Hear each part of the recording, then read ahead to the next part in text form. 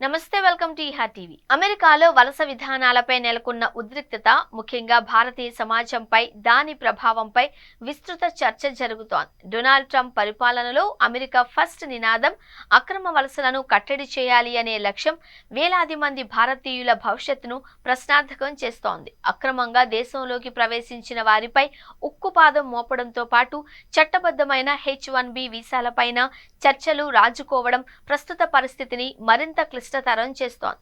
అమెరికాలోకి భారతీయుల అక్రమ ప్రవేశానికి భారతీయ ట్రావెల్ ఏజెంట్ల దురాశే కారణము అని అమెరికా ప్రభుత్వం పదే పదే నొక్కి చెబుతోంది. ఇది కేవలం వలస సమస్య కాదు అని, మానవ అక్రమ రవాణాకు సంబంధించిన నేరము అని అమెరికా విదేశాంగ శాఖ స్పష్టం చేసింది.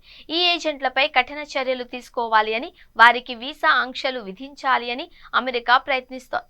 ఈ చర్యలు కేవలం వలసలను నిరోధించడమే కాకుండా అంతర్జాతీయంగా మానవ అక్రమ రవాణా నెట్వర్క్లను ఛేదించాలి అనే విస్తృత లక్ష్యంలో భాగంగా ఉన్నాయి అని విదేశాంగ శాఖ వెల్లడించింది. ఎవరైతే చట్టవిరుద్ధమైన వలసలను ప్రోత్సహిస్తారో వారికి కఠిన శిక్షలు తప్పవు అని అమెరికా స్పష్టం చేస్తోంది. అక్రమంగా అమెరికాలోకి రావాలి అని చూస్తున్న వారికి, అందుకు సహకరిస్తున్న వారికి ఇది గట్టి హెచ్చరిక. అక్రమ వలసలతో పాటు అమెరికాలో శాశ్వతంగా లేదా తాత్కాలికంగా నివసిస్తున్న భారతీయులను ఆందోళనకు గురి చేస్తున్న మరో అంశం H-1B వీసాలు. సాంకేతిక రంగంలో నైపుణ్యం కలిగిన వారికి ఇచ్చే ఈ వీసాలు భారతీయ నిపుణులకు అమెరికాలో పనిచేసేందుకు మార్గం సుగమం చేశాయి. అయితే అమెరికాలో కొంతమంది అతివాదులు ఈ వీసాల వల్ల అమెరికన్లకు ఉద్యోగాలు దక్కడం లేదు అని వాదిస్తూ వాటిని రద్దు చేయాలి అని డిమాండ్ చేస్తున్నారు. సోషల్ మీడియా వేదికగా ఈ చర్చ మరింత వేడెక్కుతోంది. అక్రమ వలసదారులను బయటకు పంపడం సరే, మరి H-1B వీసాల సంగతి ఏంటి అని లారా ఎలిజబెత్ లూమర్ వంటి వారు ప్రశ్నిస్తున్నారు.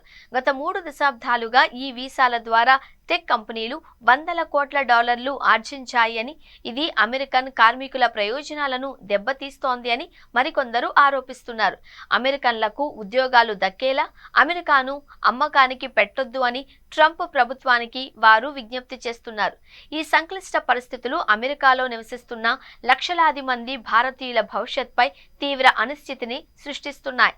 ఈ విధానాలు భారత్ అమెరికా సంబంధాలపై ఎలాంటి ప్రభావం చూపుతాయో, భవిష్యత్తులో వలస విధానాలు ఏ దిశగా సాగుతాయో వేచి చూడాలి.